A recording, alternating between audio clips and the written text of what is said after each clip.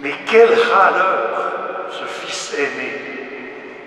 Il vient casser l'ambiance de la fête et du même coup, il vient aussi jeter une ombre sur notre dimanche de la joie.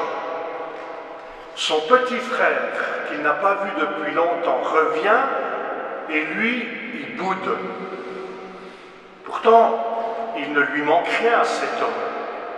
Car si le père a distribué l'héritage comme il se doit, selon la coutume juive, ce dont il est difficile de douter, en tant qu'aîné, il en a reçu les 2/3. Mais on dirait que le pardon sans condition du père le tracasse. Et on entend presque murmurer « c'est un peu trop facile ».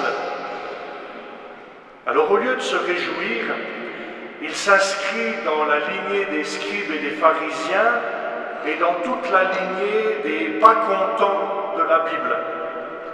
À la suite de Caïn, des frères de Joseph, des Israélites dans le désert qui murmurent sans arrêt, ou de Saül, pourtant roi, mais malade de soupçons et de jalousie devant le jeune David, trop beau, trop jeune, trop fort.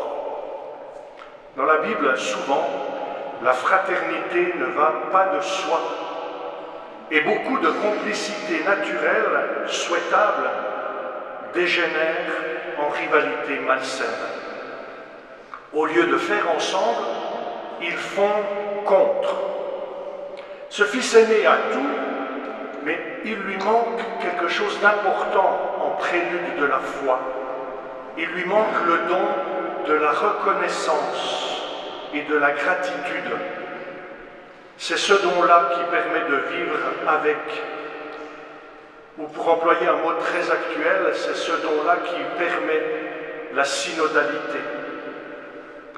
Mais bon, c'est une parabole. On grossit les traits dans la réalité, c'est pas comme ça, n'est-ce pas?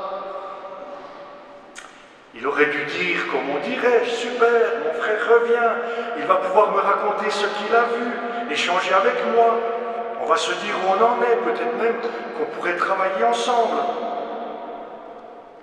Mais non, il n'y a pas de place pour l'autre dans son petit monde. Et au lieu d'accueillir et d'écouter, il va même inventer des histoires. Il noircit le portrait de ce frère qui rentre et lui invente un passé sans même avoir échangé un seul mot avec lui. Il a tout dépensé avec des prostituées. Elle sort de nulle part, cette phrase.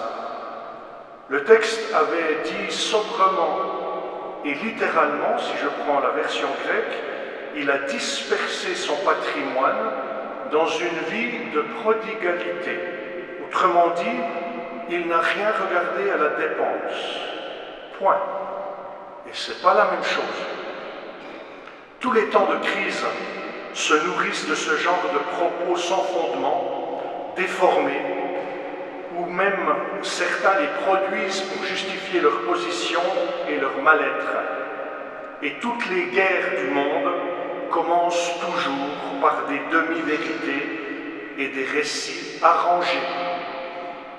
Il n'y a pas la guerre en Russie. Mais heureusement, le père de la parabole ne s'arrête pas là. Son désir à lui, c'est de rétablir la relation en rappelant d'abord ce lien fondateur avec lui.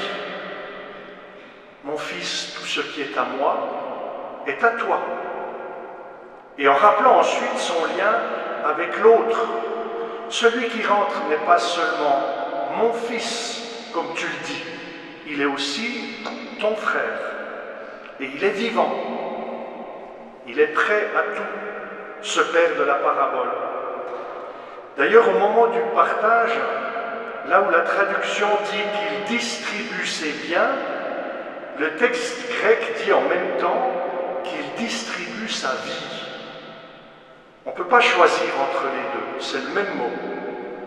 Vu du côté du Père, du côté de Dieu, distribuer ses biens, c'est donner sa vie. Construire le monde, c'est nous l'offrir.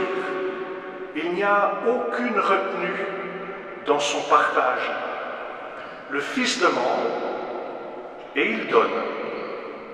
De la même manière qu'il n'y a aucun calcul dans son pardon. Il ne fait part d'aucune exigence d'excuse, ni d'aveu, ni de rien d'autre. Il le voit au loin, peut-être parce que le Père voit plus loin. Il est ému jusqu'aux entrailles, il court, il embrasse. On dirait, comme Rembrandt et d'autres peintres l'ont représenté, on dirait qu'il n'est que deux bras largement ouverts. Le Fils, dans ses déboires, avait préparé des justificatifs. Il n'est pas fier, il rentre la tête basse. Mais pourtant, dans sa déconvenue, dans sa misère, en plongeant au fond de son histoire, il a redécouvert un véritable trésor, le seul qui compte. Et ce trésor fait qu'il ose rentrer. Il ose rentrer parce qu'il sait, pour en avoir fait un jour l'expérience, qu'il y a quelqu'un sur qui il peut compter de manière inconditionnelle. Il n'aurait pas pu dire « je ne mérite plus d'être appelé ton fils » s'il ne portait pas au cœur de lui-même cette conscience de l'avoir un jour été. Et si ses déboires lui font douter de sa capacité d'être fils, il ne peut pas douter de la capacité de son Père d'être Père. Et comme il a raison, l'accueil qui lui est réservé ressemble à une entrée au paradis. On lui donne une longue tunique, comme pour les élus de l'Apocalypse. On lui met au doigt une bague, signe de l'alliance entre Dieu et les hommes.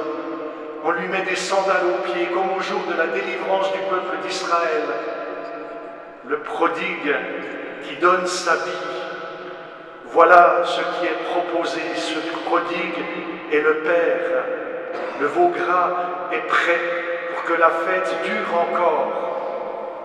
Voilà cette générosité sans limite d'un Père qui donne sa vie pour que nous puissions la savourer avec lui. Tout est mis en œuvre dans cette histoire racontée par Jésus pour nous montrer que Dieu n'a pas d'autre préoccupation, qu'il n'a pas d'autre attente que celle de nous faire entrer dans la danse et de nous partager sa joie. Alors je crois que dans ce contexte, le plus beau mot de la foi, c'est de dire merci.